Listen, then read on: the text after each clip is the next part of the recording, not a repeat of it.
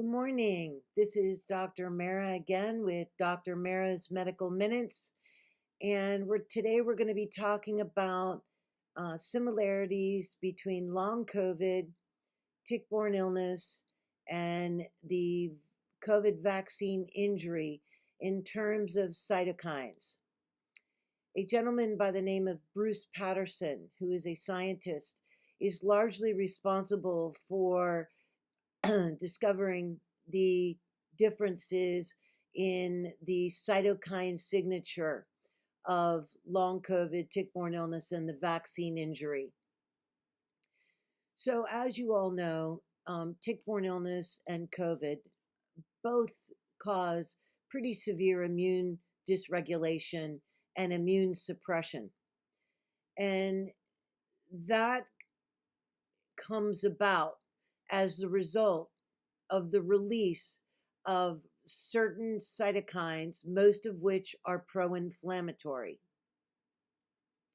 Pro-inflammatory cytokines are the reason that patients suffer from what's called a cytokine storm.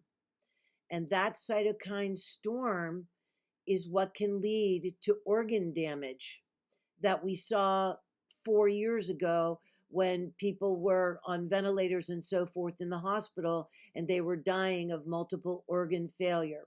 That is because the cytokine storm was so out of control that it caused organ damage.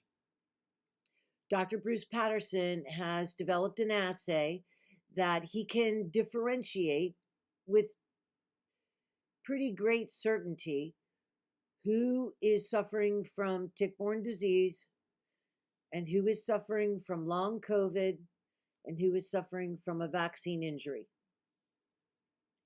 So the cytokines that appear to be disrupted in long COVID, which is characterized by symptoms such as severe brain fog, severe fatigue, severe muscle aches, sometimes headaches, usually shortness of breath, sometimes chest pain.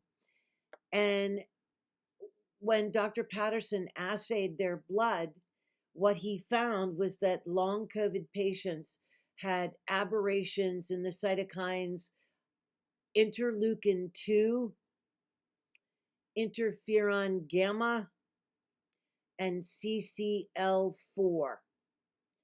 Those were the cytokines that were likely disturbed in long COVID.